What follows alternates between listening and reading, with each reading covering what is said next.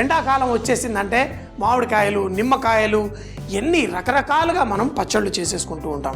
కొత్తిమీరతోటి మనం చేసుకునే ఇలాంటి నిలువున్న పచ్చళ్ళు కేవలం ఒక 20 నిమిషాలు పడుతుంది. మనం ఒక 10-15 రోజుల పాటు చక్కగా తినొచ్చు. దీన్ని తయారు చేయడానికి ముందుగా కొత్తిమీర కాడలు, కొత్తిమీరని చక్కగా కట్ చేసి పెట్టుకోవాలి. తర్వాత పాన్ లో ఆవాలు, ధనియాలు, మెంతులు వేసి డ్రైగా వేయించుకొని దాన్ని మిక్సీ జార్ లో వేసి పొడి చేసి పెట్టుకోవాలి. అదే పాన్ లో నూనె వేసి కొంచెం నానబెట్టిన చింతపండుని వేసి చక్కగా వేయించుకోవాలి. దాంట్లో కట్ చేసిన పచ్చిమిరపకాయలు, కొత్తిమీర కూడా వేసి చక్కగా కుక్ చేసుకోవాలి. ఎప్పుడైతే కొంచెం తేమ తగ్గుతుందో అందులో కొంచెం ఉప్పు కూడా వేసి మిక్సీలో వేసి పేస్ట్ చేసుకోవాలి. తాలింపు వేసుకోవడం కోసం ఒక పాన్ లో 4-5 చెంచాల నూనె వేసి దాంట్లో ఆవాలు చిటపట్లాడిన తర్వాత మంట తగ్గించి ఎండుమిరపకాయలు, మినపప్పు, ఇంగువ, కరివేపాకు వేసిన తర్వాత పేస్ట్ చేసుకున్న కొత్తిమీర మిశ్రమం, పొడిగా చేసుకున్న ధనియాలు, మెంతులు, ఆవాల మిశ్రమాన్ని కూడా దీంతో పాటు వేసి చక్కగా కలుపుకోవాలి. కొంచెం చల్లారిన తర్వాత జాడీల్లో వేసి నిలువించుకోవచ్చు. 10-15 రోజుల పాటు నిలువించుకొని చక్కగా రోజు కొంచెం వేసుకొని తింటే చాలా టేస్టీగా ఉంటుంది.